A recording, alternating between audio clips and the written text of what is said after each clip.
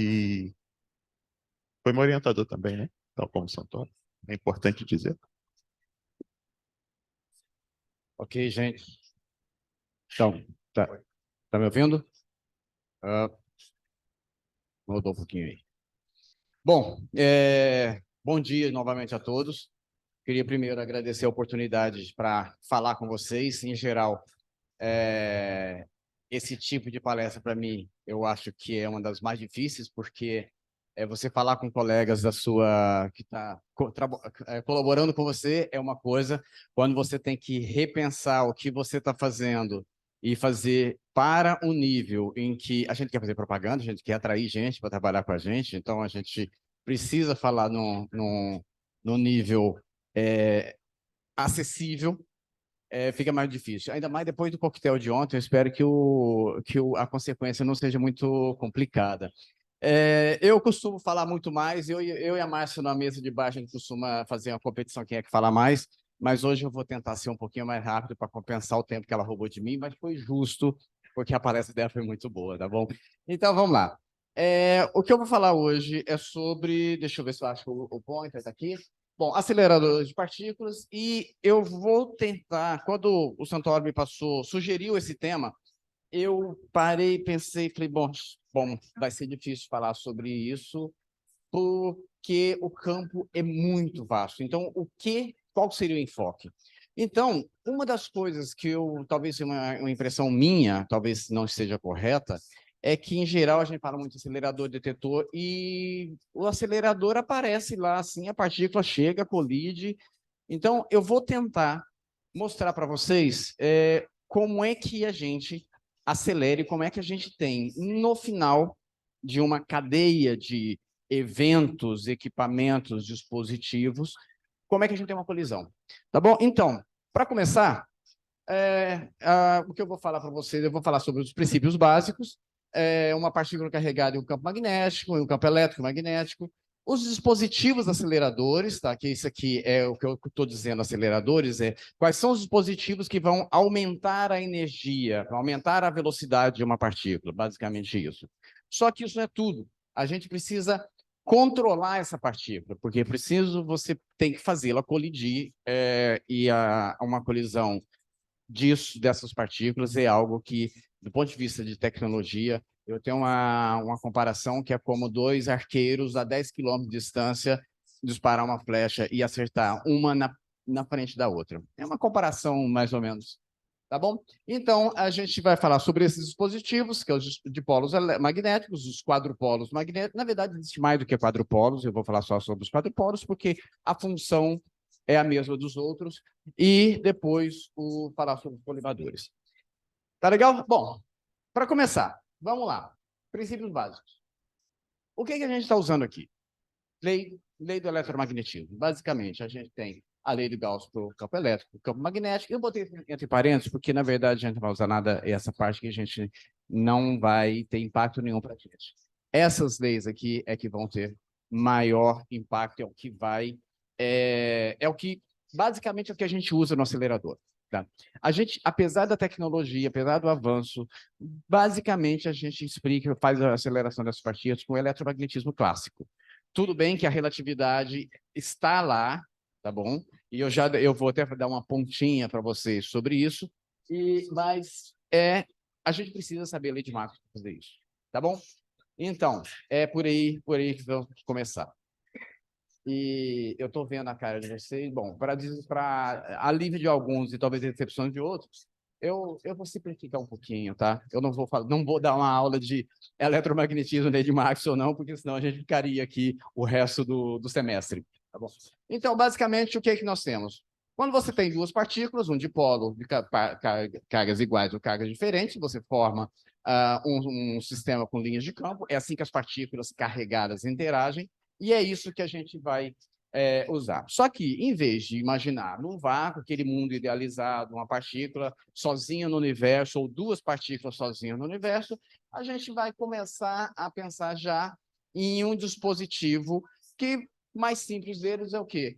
Basicamente, um capacitor de placas paralelas. Quando a gente tem duas placas, a gente coloca uma diferença de potencial, uma voltagem aqui, o que acontece? Uma certa distância D, você tem aquelas linhas de campo, ou seja, nós temos um campo elétrico, tá bom? E aí, o que acontece quando a gente vai colocar uma partícula carregada nesse campo elétrico? E aqui eu vou aproveitar, a Márcia deu um spoiler sobre o que eu vou falar, mas eu vou falar um pouquinho mais aprofundado, que é o seguinte. Bom, para começar, colocamos uma carga aqui. Essa carga, suponha um elétron, até botei aqui o menos D. Ela, como é uma carga negativa, você tem uma força elétrica, que é dado por quê? A carga vezes o campo elétrico, que a uma certa distância é dado por o quê? A carga vezes a voltagem. O que é o campo elétrico? A voltagem aplicada entre as duas placas dividido pela distância entre elas. Tá legal? Então, quando você tem uma situação como essa, tem uma força atuando nessa partícula. Se tem força, lei de Newton, tá bem? Lei de clássico, você vai ter uma aceleração, tá bom? E aí eu vou tentar mostrar para vocês que, bom, além, desculpa, teve uma falha aqui, então além da partícula num capacitor de placas paralelas, ali fica muito claro, você tem um campo, mas o que acontece também quando você tem uma onda eletromagnética e essa onda eletromagnética vai interagir com uma carga elétrica. Vamos ver se funciona. Ops.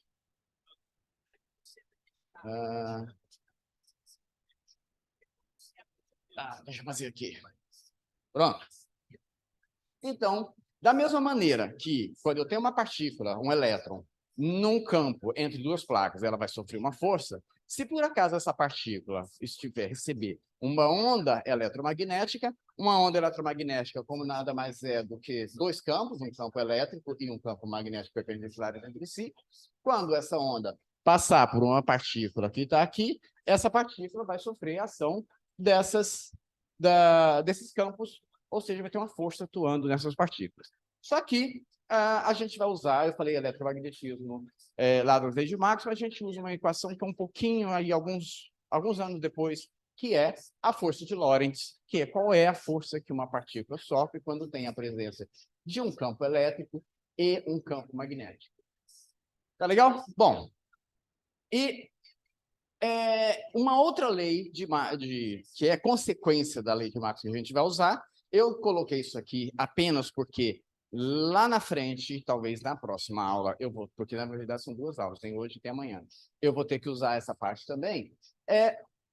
Quando você tem não só uma partícula, mas você tem uma corrente elétrica, você vem lá da lei de Ampère e Biot-Savart, na verdade, você vai ter em torno deste fio, desse condutor, sabe, uma distância R, você vai ter um campo magnético induzido, que é a permeabilidade magnética do vácuo, vezes a corrente, dividido por 2π, vezes esse R, que é a distância entre o centro do condutor e a distância onde você está querendo verificar esse campo. Tá legal? Bom, e agora eu vou fazer algumas definições básicas do que nós vamos usar. A Márcia tinha feito antecipou um pouquinho, e eu vou aproveitar e explicar um pouquinho mais aprofundado sobre o que nós temos aqui.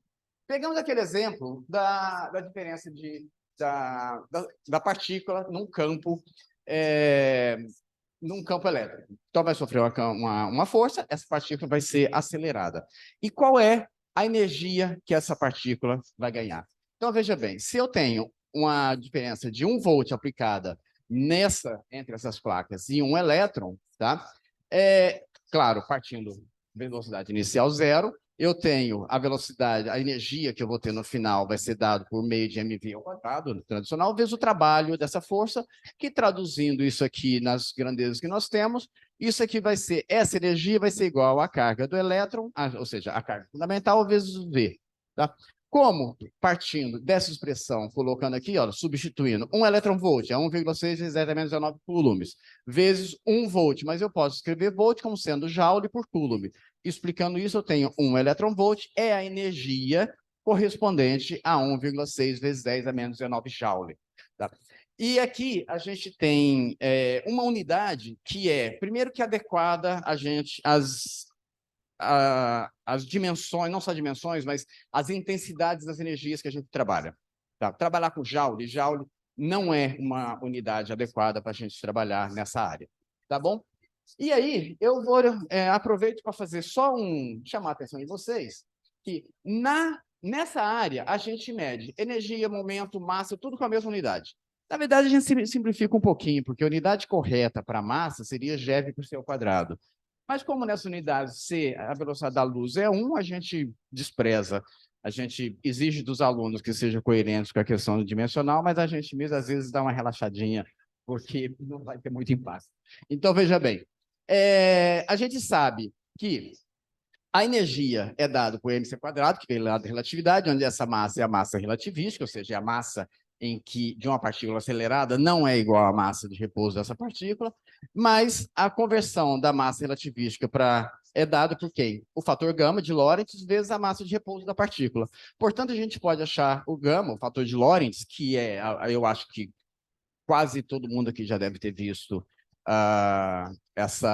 o fator de Lorentz é o que dá é o fator que dá a dilatação do tempo e contração do espaço lá na relatividade, tá bom? Então a gente pode escrever em altas energias, onde essa massa do próton, quando você tem que somar a massa de repouso mais a energia cinética, a massa de repouso é desprezível, porque a energia cinética é muito alta.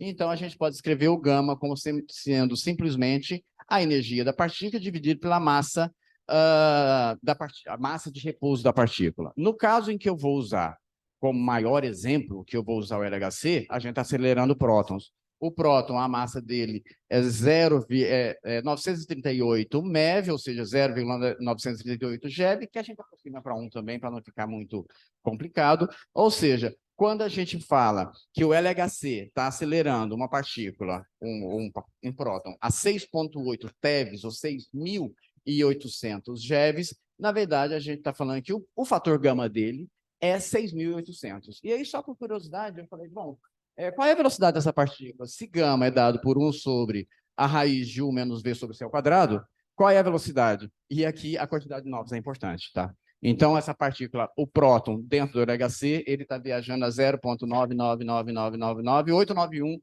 da velocidade da luz. Ou seja, a luz aqui está na velocidade da luz. Então, vamos lá. Bom, vamos falar agora sobre dispositivos aceleradores. Falei sobre os princípios básicos, sem entrar muito em detalhe formal, definimos a unidade, porque todas as unidades que a gente vai usar aqui para frente é eletronvolt, é MeV, é GeV e por aí afora. Então, vamos lá.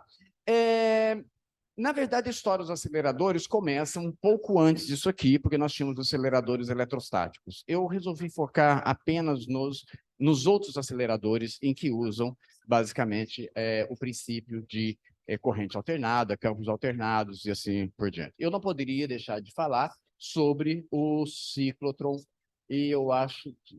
agora funciona. Então, o que era o ciclotron? Olha, ele foi... Na verdade, o princípio dele foi proposto antes, foi o Ernest Lawrence, que fez esse primeiro, em 1929, que é baseado que você tem duas cascas metálicas, feito vácuo lá dentro, claro que são caixas, ela tem um espaço vazio dentro, e aí, alternando o campo entre essas partículas, ela sai daqui, quando você aplica uma diferença de campo, de potencial nesse gap, nesse intervalo. Nesse ponto, a partícula é acelerada até aqui. Quando chega aqui dentro, não tem mais o campo elétrico, mas tem um campo magnético externo. A gente viu que a partícula, quando entra em uma certa velocidade no campo magnético, ela tem uma força perpendicular à direção dela e ela vai fazer uma curva aqui dentro. Quando ela chega aqui, aquele sistema oscilador inverte o campo. E aí, você acelera essa partícula mais um pouquinho até aqui. Mas o que ela fez? Como ela ganhou velocidade, um movimento centrífugo, é uma força, é um movimento circular, o raio vai aumentar. E aí, passo a passo, isso vai alternando aquele campo, você vai acelerando essa partícula até o momento em que ela ganha a energia suficiente para sair de dentro desse dispositivo e ir num alvo fixo, alguma coisa, e fazer uma colisão fazer o estudo que você está pretendendo. Tá legal? Então, esse foi o primeiro acelerador, e na próxima aula eu vou, nessa categoria de aceleradores, não vou entrar em detalhes sobre todos eles, mas aí a gente vai falar um pouquinho sobre alguns resultados. Tá bom? Bom, Vamos entrar agora num outro dispositivo que foi mais eficiente, uma evolução tecnológica, mas que ele é usado até hoje, tá? Então, vamos lá. O que é baseado o princípio dele? Você tem cascas aqui, isso aqui é um tubo em que você tem aplica uma diferença de voltagem, de potencial, e essa diferença ela é alternada, de forma que uma hora esse cilindro é positivo, esse é negativo. Depois de um certo tempo, que é uma frequência, ele inverte a polaridade, de forma que a partícula tem sempre a mesma carga. Se você está acelerando um próton, você precisa fazer com que, a hora que ele sai daqui, ele é atraído por esse cilindro, com uma carga, com uma voltagem diferente, quer dizer, adequada à partícula que você está acelerando. Ele atravessa aqui dentro com uma certa velocidade, ele ganha, né, velocidade, e aí você tem que inverter a polaridade disso aqui, para que ele continue sendo acelerado. Tá, ok? Só que ele chegou até aqui com velocidade maior. E aí ele vai ter que, como essa frequência, muitas vezes, ela é fixa, você precisa fazer com que esses cilindros vão aumentando cada vez mais de acordo com o aumento de energia que essa partícula ganhou. Tá legal? Esses aceleradores, eles são, em geral, você precisa de uma diferença de potencial equivalente, efetiva, total, muito alta. Isso trabalha com voltagens gigantescas e, claro, tem problemas, porque voltagens muito altas, você tem corrente, você tem efeito Joule, tem aquecimento, tem perdas, você tem questão de segurança e tudo isso. E ele também, só para dar um exemplo para vocês, olha, esse foi um dos últimos aceleradores lineares que estava sendo previsto, projetado o International Linear Collider, que o projeto, por enquanto, parou por causa da crise aí de 2008, de lá para cá, mas agora tem uma série de aceleradores sendo projetados, mas provavelmente não vão usar uma tecnologia talvez um pouco diferente. Mas só para vocês terem uma ideia, o SLAC, ele tem, que eu vou mostrar depois a foto para vocês, não hoje, mas na próxima aula, ele tem 3,2 quilômetros de comprimento, acelera partículas a 50 GeVs, ou seja, 50 vezes a massa do próton, e ele tem 80 mil eletrodos para fazer a aceleração. Então, se você quer trabalhar com as energias que nós precisamos hoje, um acelerador linear ficaria bastante extenso, longo. Tá? Mas aceleradores lineares são amplamente utilizados na indústria da medicina. Depois eu vou mostrar para vocês, também na próxima aula, desculpa, é só para chamar a atenção de vocês. Existe hoje no mundo dezenas de milhares de aceleradores. Então, essa ideia básica não acabou, mas ele é mais adequado a acelerar partículas como elétrons e pósitrons, porque como ele é linear, a gente tem um problema. Quando você tem uma partícula carregada e você faz essa partícula fazer uma curva, ela emite radiação. Emitindo radiação, ela perde energia. Perdendo energia, você jogou fora a parte da energia que você gastou para acelerar a partícula. Então, em geral, ele é usado mais para elétrons e pósitrons ou outras partículas mais leves, porque a quantidade de energia que ela perde ao fazer uma curva é inversamente proporcional à massa da partícula. Então, quanto mais leve, na curva, quanto mais leve a partícula, mais energia ele vai perder. Então, é por isso que aceleradores lineares são mais adequados para acelerar partículas como elétrons e pósitrons. Tá bom? Então, isso aqui é como funciona o LINAC. Então, vamos ver se... vai lá. Então, você tem aqui os prótons ou as partículas sendo emitidas. Isso vai entrar nessa sequência de tubos. Veja que conforme isso aqui, a cor significa a carga. Tá? Assim, nessa partícula vermelha, quando você tem o lado vermelho, é porque está com a mesma carga daquela partícula. Então, é assim que ela vai ser acelerada paulatinamente, conforme passa por esses dispositivos. Tá legal? Eu falei para vocês que existem aceleradores lineares aos milhares, mas na verdade aos milhões, né? Porque todo mundo, pelo menos da minha geração, né? A geração nova é tudo LCD e tudo, mas os televisores antigos, na verdade, você tem um acelerador linear lá dentro. Você tem um acelerador de elétrons, você tem um dispositivo. Ops, como é que eu faço aqui? Tá. Você tem um dispositivo canhão eletrônico, você tem aceleração aqui, você tem duas placas que fazem o controle do feixe, você forma uma imagem, uma tela sensível, você forma uma imagem lá no fundo. Ou seja, o seu televisor antigo, ou o televisor da sua mãe ou da sua avó, tinha um ou três aceleradores, por causa da TV colorida, você acelera um pouquinho diferente, mas você tem o acelerador linear na tua casa. Tá bom? Bom, os Linux, como falei para vocês, tinham certas limitações para acelerar partículas, e aí veio a ideia de, já nos anos 60, de fazer o seguinte: em vez de eu aplicar uma diferença de potencial estúpida, enorme, para acelerar uma partícula e colidir com alvo fixo, o que aconteceria se eu fizer um acelerador circular, e em vez de usar um dispositivo que dá um belo de um chute nessa partícula, eu uso um dispositivo que ele vai dando, sabe, um toquinho a cada vez que ele passa, e faço ele dar múltiplas voltas no acelerador, nesse tubo, até o momento que ele está pronto para colidir. E aí surgiram as cavidades aceleradoras, e veja, cavidades aceleradoras podem ser usadas também aceleradores lineares, tá? Apenas é uma questão de que hoje você tem cavidades aceleradoras que trabalham com milhões de volts por metro. Então, não é que é uma voltagem tão baixinha assim também, tá? Mas os Linux, como diz a Márcia falou, chega a teravolts. Então, vamos lá. Como que é uma cavidade aceleradora? Nada mais é do que uma caixa metálica, tá? Onde ela tem que ser metal, por causa da interação com o campo elétrico. E, então, nessa caixa metálica, você faz com que você induz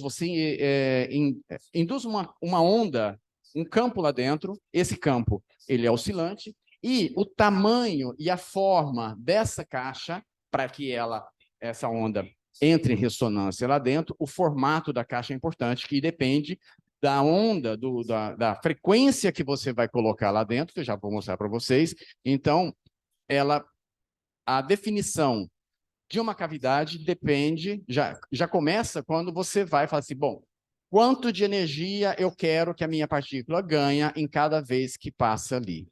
Eu estou simplificando bastante, mas a tecnologia para fazer uma cavidade dessas, principalmente as novas cavidades que usam materiais supercondutores, é algo que assim, é um primor da tecnologia. Para começar, elas são feitas nas chamadas salas classe 100, porque não pode ter nenhuma impureza dentro da cavidade. Então, quando você tem que fazer um material puríssimo, metal de altíssimo grau de pureza, dependendo da característica que você quer do metal. Você faz um banho químico com água, alta pressão e tudo, e lacra esse sistema para que não entre sujeira nenhuma. E aí você monta o seu sistema em uma câmara de pureza muito mais limpo do que um CTI de um hospital. Tá bom? Então, olha só. Ele acelera a partícula passando múltiplas vezes, eu já falei para vocês, e depois, agora, as primeiras cavidades produzidas nos aceleradores de primeira geração não eram supercondutores, usavam basicamente cobre, que é o melhor condutor que nós temos, mas as cavidades mais recentes são supercondutoras, porque ela oferece uma perda mínima de energia. Ela perde tão pouca energia que nem sequer, claro que às vezes você tem que desligar a máquina por outras questões, mas em termos de economia de energia, nem vale a pena você desligar o sistema enquanto você está fazendo a preparação de um feixe, alguma outra coisa. Então, a perda de energia é tão pequena que quando eu estava procurando a informação sobre isso, eu peguei o exemplo. Quando o Galileu fez o experimento dele com pêndulo simples, se ele tivesse usado o fator de qualidade de uma cavidade supercondutora de hoje, atual, o pêndulo dele estaria até hoje oscilando. A perda de energia dele seria tão pequena que ele estaria até hoje oscilando com apenas metade da amplitude. Ele teria perdido apenas metade, ou seja, desde quando Galileu fez isso em 1600 e pouco. Tá bom? 1500. Eu estou meio atrapalhado com as datas. Então, aqui, no caso do LHC, novamente vou pegar o exemplo do LHC. O LHC, ele recebe prótons que veio de toda a cadeia de aceleradores anteriores. Isso aqui é importante, eu quero que vocês prestem atenção, porque eu vou voltar nisso mais à frente. Então, ele recebe a energia inicial de 450 GeVs e ele acelera isso a 4 TeVs lá ali dentro, tá bom? Cada fio, na verdade, é um pouco menos do que 4, tá bom? Tá. E aí, o tempo que ele... lembra do fator de Lorentz que eu falei para vocês. Essa partícula está à velocidade da luz. Então, você pode aproximar para a velocidade da luz. Então, para ela ganhar essa energia, tá, ela tem que passar cerca de 1 milhão de vezes dentro do acelerador, dentro do LHC, antes de começar a colisão, está preparando o feixe.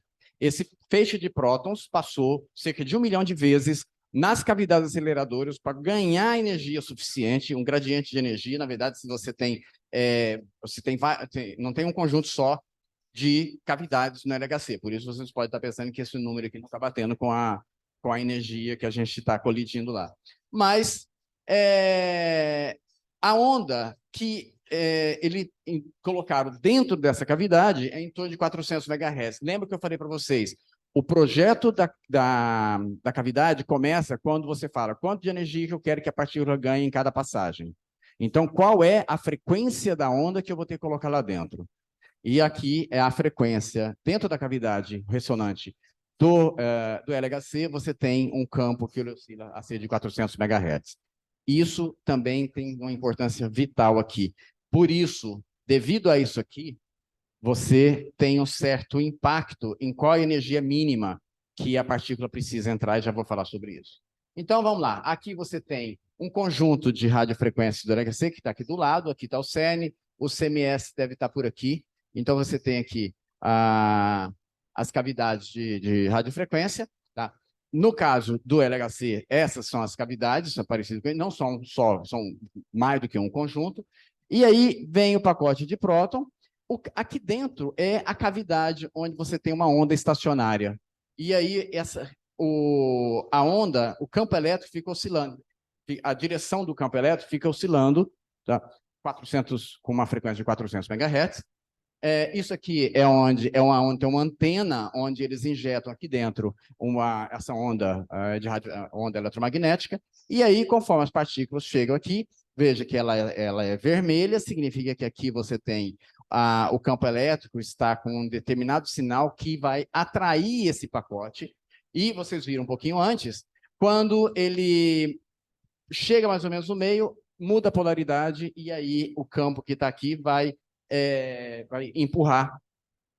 Quer dizer, na verdade, quando ele passa aqui, vai empurrar, quando passar por essa região, mesma carga, empurra para lá. E quando vem outro pacote, isso aqui fica oscilando, e aí você vai passando dentro, e cada vez que ele passa, ele vai ganhando energia. Tá? E aqui tem um detalhe, porque é importante você ter a energia inicial. Quando você desenha a cavidade, você já estabelece, bom, essa cavidade vai ter que começar, ela precisa da partícula ter uma certa energia inicial.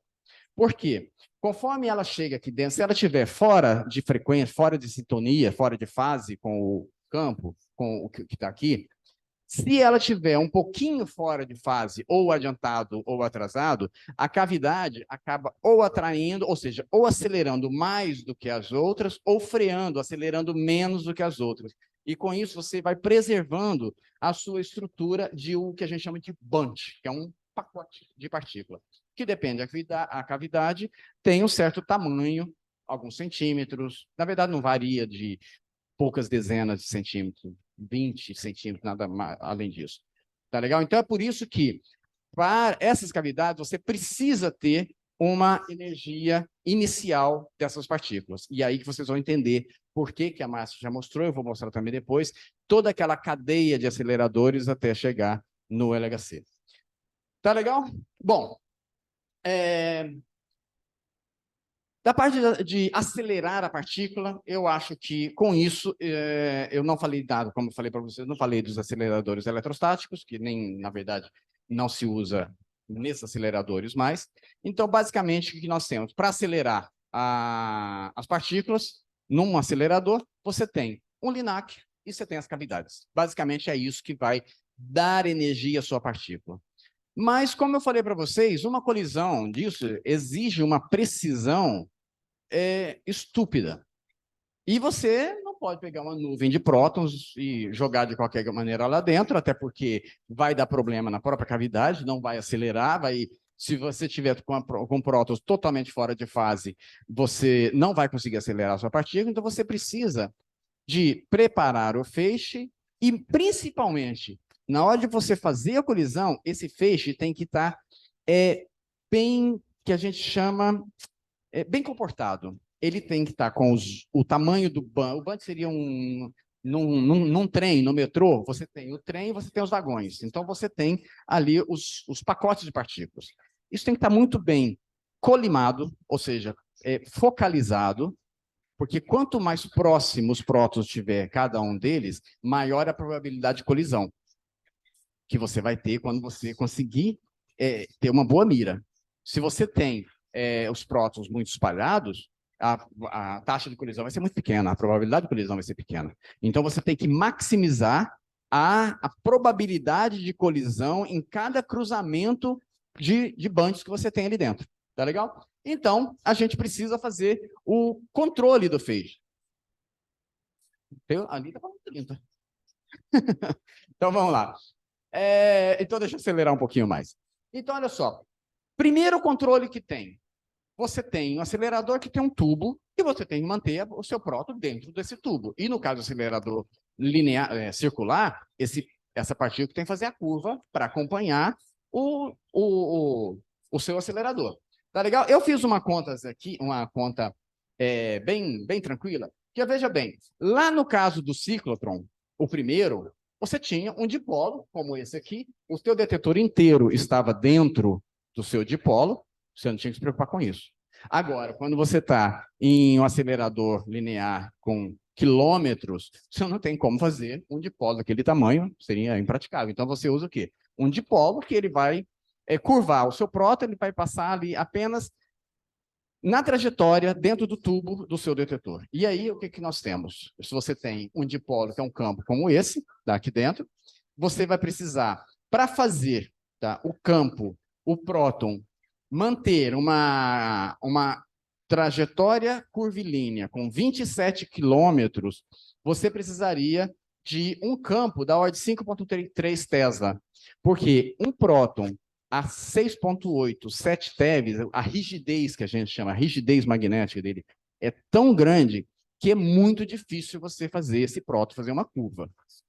Então, você precisaria de 27 quilômetros o campo ao longo dos 27 quilômetros com esse campo aqui, só que, claro, nós não temos dipolo em todo o percurso do LHC. Então, a gente faz menos dipolo com um campo maior, e esse é um dado, o dipolo do LHC ele produz um campo de 8,3 Tesla. Tá bom? Então, aqui só para vocês verificarem, esse é o dipolo do LHC, e isso é um primor de tecnologia, porque tem um detalhe importante. Alguém aqui fez uma pergunta sobre como é que lá no Tevatron se acelerava, fazia com o antipróton. Fazer colisão de próton com antipróton tem uma vantagem, você pode usar o mesmo tubo, tá? Porque o antipróton tem carga contrária, no mesmo campo, eles estão em sentidos contrários, então você não precisa de dois tubos para acelerar. Para fazer a curva e acelerar tudo. No caso do LHC, você tem duas partículas, dois feixes são idênticos, a mesma carga. Então, você precisa, obrigatoriamente, de dois dispositivos, dois tubos, onde o próton caminha separadamente, e ele precisa fazer, vou tentar voltar aqui um pouquinho, ele precisa fazer uma curva, tá? Veja que por ter dois, você vê que tem um campo contrário e ele precisa fazer uma curva aqui, que é o quê? 0,3 graus.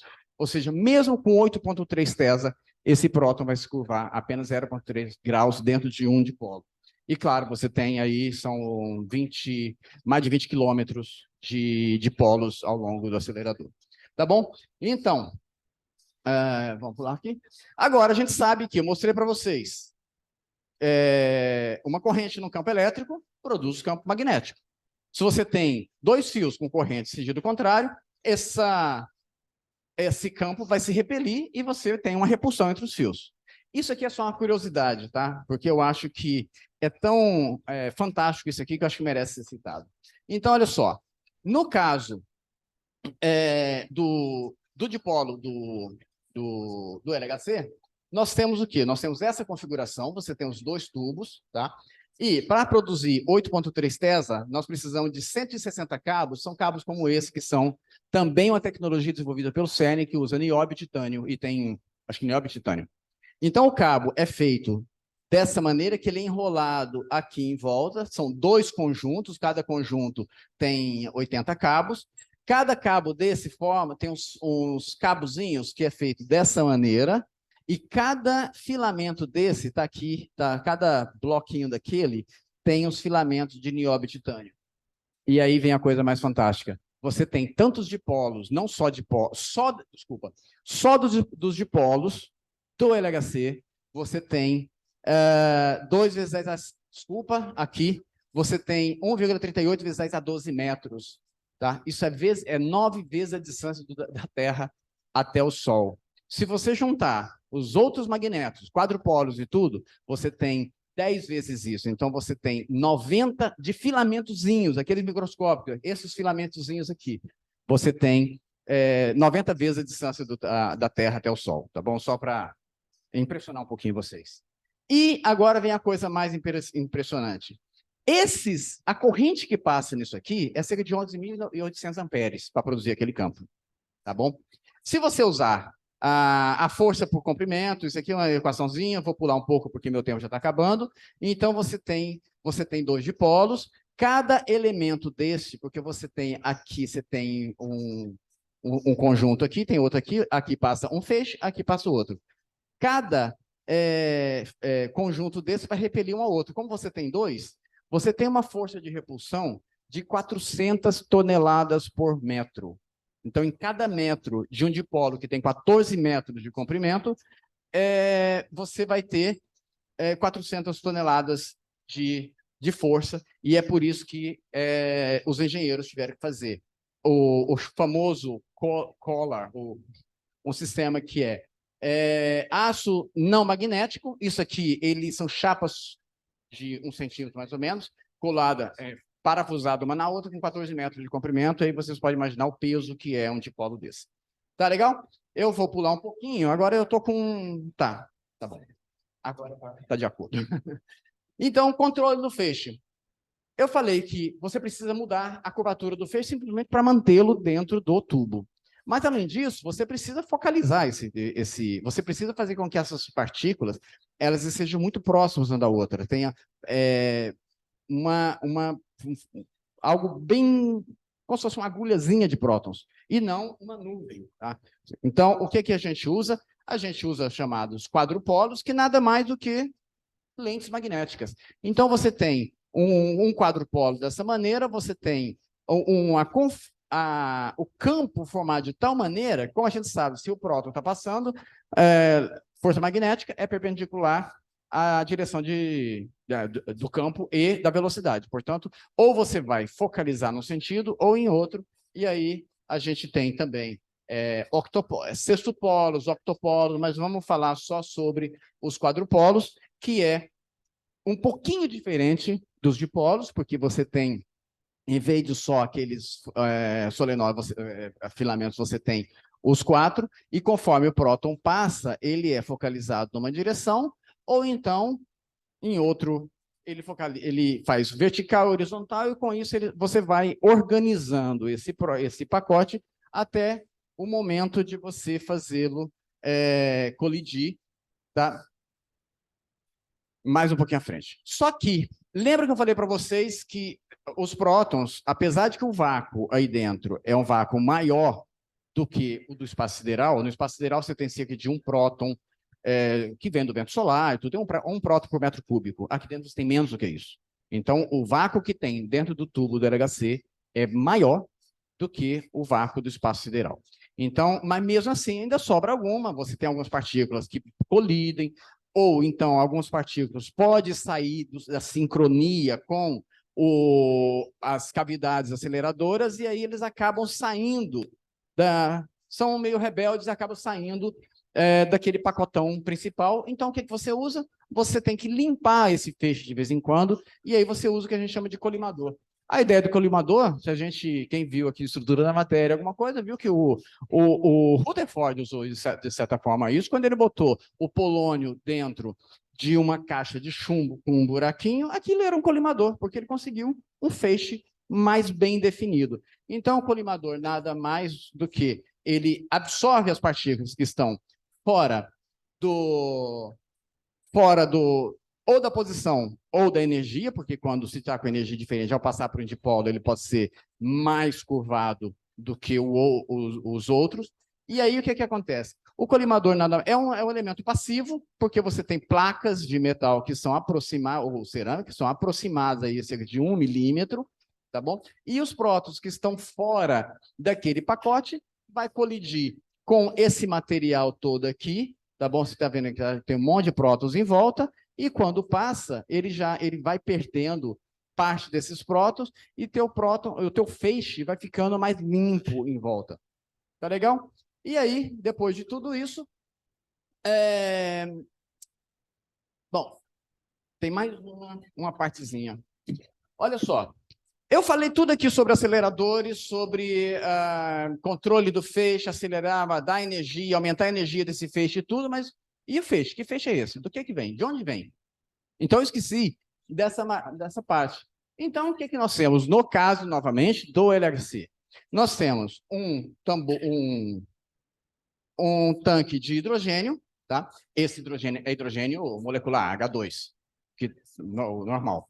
Ele vai entrar por um dispositivo, que eu não vou explicar muito bem sobre isso aqui, porque existem diferentes dispositivos para fazer esse papel, que é separar um hidrogênio do outro, sair do H2 para H, e além disso você tirar o elétron, porque senão ele é neutro, ele não vai reagir com aqueles campos. Tá legal? E aí você tem um dispositivo que arranca o elétron do seu hidrogênio, e aí você tem um próton. E aí esse próton passa para o sistema e é jogado na linha de aceleradores. Agora o detalhe. Você viu aquele tanque, o LHC, 27 quilômetros colidindo um monte de prótons, cada feixe possui 6 vezes 10 a 14 prótons. 6 vezes 10 a 14 prótons dá 5 nanogramas. Tá legal? Então, se você pensar, aí eu até trouxe aqui, ó. Uma garrafinha disso aqui que você compra lá na lojinha de souvenir, é claro que não é essa garrafa que está lá no... é só uma réplica, tá? Então, uma garrafinha dessa aqui tem hidrogênio suficiente para você alimentar o LHC durante 200 mil anos. Então, mesmo a quantidade de prótons que tem ali dentro, na verdade, é pouca coisa, tá bom, pessoal? Vamos produzir energia com antimatéria. A quantidade de antimatéria que foi produzida ao longo da história não dá, microgramas. Então, você não vai conseguir, apesar da grandiosidade de certas coisas, desses aceleradores, em outras, na verdade, você tem muito pouca coisa.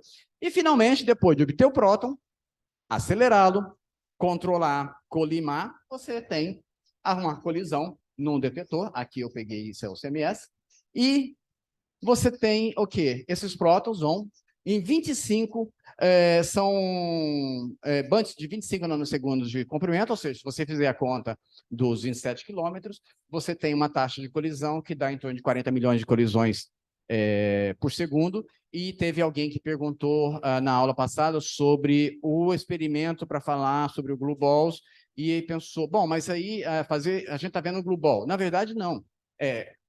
Você tem essas colisões, tem toda a física que aconteceria em uma colisão de dois prótons. Então, você tem que pegar esse seu palheiro e procurar a agulha que está lá dentro, que está misturada em todos os eventos. O Higgs está ali dentro, o JPC, ou o W não, porque, na verdade, todas essas partículas decai lá são os produtos do decaimento, mas a gente acha isso dentro dessa quantidade de dados, tá bom? E aí, olha, existem inúmeros tipos de aceleradores, diferentes aceleradores, e que, bom, acelera diferentes tipos de partículas, você acelera elétron, pósitron, próton, antipróton, pion e outros tipos de partículas.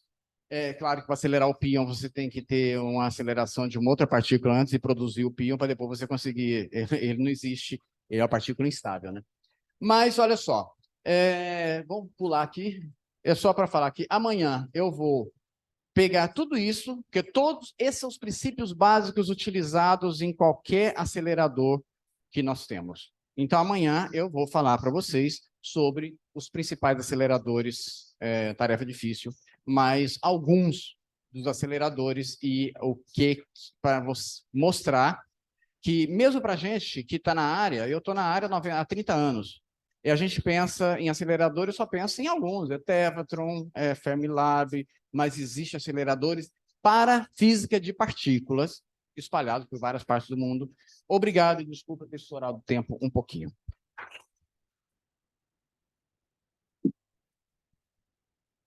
Perguntas? Bom dia, obrigado pela palestra. A gente sabe que quando uma partícula realiza uma curva, uma partícula carregada realiza uma curva, ela emite radiação em forma de fóton. Eu queria saber se esse fóton ele pode danificar o acelerador ou também pode se interagir com o detector de alguma forma. De certa forma, pode danificar algumas coisas. Eu vou pegar um exemplo para vocês. Nós trabalhamos durante algum tempo num detetor que ele ficava a 200 metros do ponto de interação. E você tem ali, você tem alguns quadrupolos um pouco antes, então você tem dispositivo magnético que está fazendo esse próton fazer uma curva. Então ele emite fóton, emite radiação. Houve um momento que precisou botar sacos de areia na frente da eletrônica, porque você tem placa eletrônica, você tem alguns outros dispositivos. Então os fótons pode sim danificar ou causar ruído na eletrônica. Não é um dano, assim, você tem um problema de envelhecimento. A radiação ele vai causando envelhecimento no detetor, não só no detetor, desculpa, o assunto aqui é aceleradores, ele vai causar um certo envelhecimento, mas os aceleradores, eles são menos suscetíveis do que os detetores. Porque no caso dos detetores, você tem dispositivos sensíveis a determinados eventos que, quando ele envelhece pela radiação, você diminui a eficiência dele. No caso dos aceleradores, esse impacto é menor, mas ele existe. Tá? Na aula de amanhã, eu vou mostrar para vocês um acidente que teve no Tevatron com um feixe de prótons, e você vai ver que, se as coisas forem mal, ele pode danificar mesmo. Tá bom? Ele pode fazer um buraco no... Bom dia. Quando você falou dos quadrupolos, eu percebi que tanto na imagem esquemática quanto no vídeo que você mostrou, o agrupamento ali de prótons ele se achata de uma forma perpendicular ao movimento das partículas, né? E eu queria saber se isso é uma consequência ali do quadrupolo, da forma da geometria, ou se é proposital por algum motivo. Na verdade,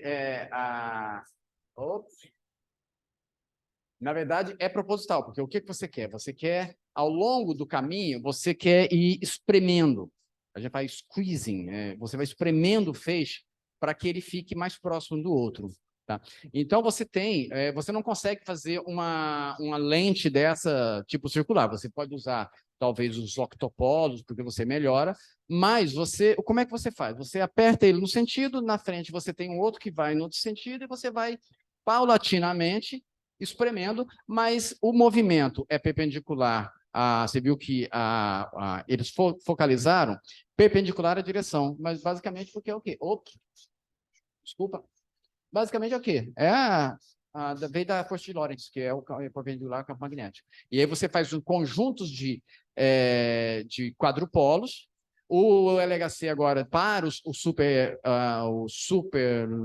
LHC, provavelmente vai usar octopolos. O Zé Rasteiro, que é um colega nosso português que trabalha lá, falou que eles estavam fazendo testes de outros polos para melhorar ainda mais a qualidade do feixe. Respondi? Então, agradecer novamente ao professor Luiz.